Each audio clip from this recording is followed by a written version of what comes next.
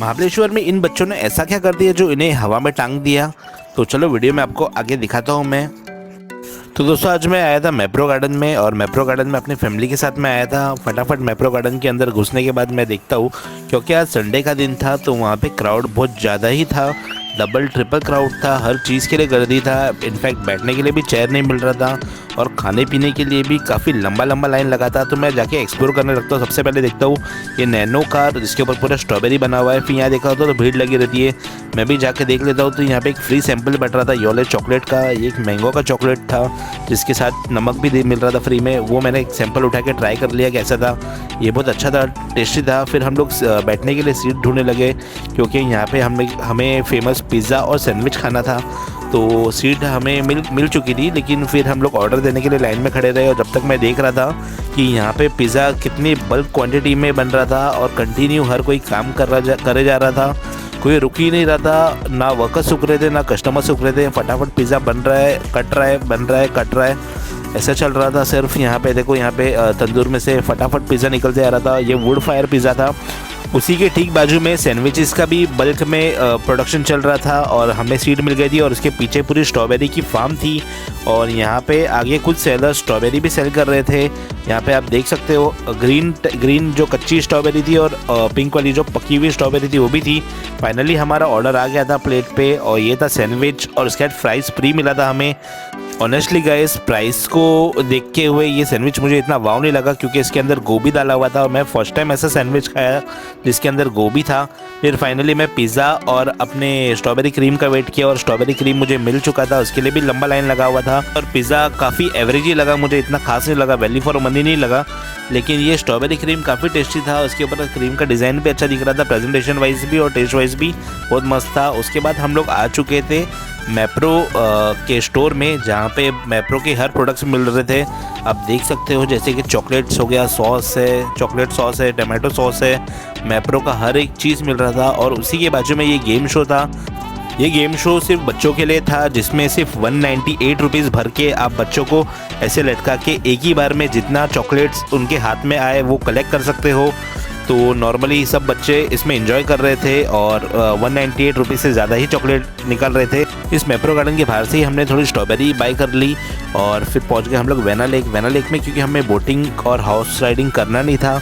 तो हम लोग ने यहाँ पे कुछ खा पी लिया। तो हम लोग ने सबसे पहले ये पेरू खा लिया, क्योंकि यहाँ का पेरू काफ़ी जूसी लग रहा था। तो पेरू के ऊपर भैया ने मसाला डाल के दे दिया हमें खाने के लिए, और ये पेरू सिर्फ 25 रुपीज़ का था एक प्लेट। और उसके बाद हम लोग ने फिर देखा पीछे, तो कॉर्न का पूरा दुकान था। तो कॉर्न में से मैंने चीज़ कॉर्न ऑर्डर कर लिया था। जब तक मेरा कॉर्न बन रहा था, मैंने बाजू में देखा तो यहाँ पे भी एक फ्रेश वेजिटेबल्स रखे हुई थी, पूरी रेड कलर की। ये मूली थी और कैरेट्स थे, और जो काफ़ी फ्रेश थे। और उसके बाद यहाँ पे देखो मेरा कॉर्न बन रहा है, उसके ऊपर चीज़ डाल रहे हैं भैया जी। और एक कॉर्न रेडी होने के बाद हम लोग ने इस कॉर्न को भी खाया, और इसके अलावा एक रोस्टेड कॉर्न को भी ऑर्डर दिया था। ये था मेरा चीज़ वाला कॉर्न, जिसमें हम लोग को स्पून डाल के दिया था खाने के लिए।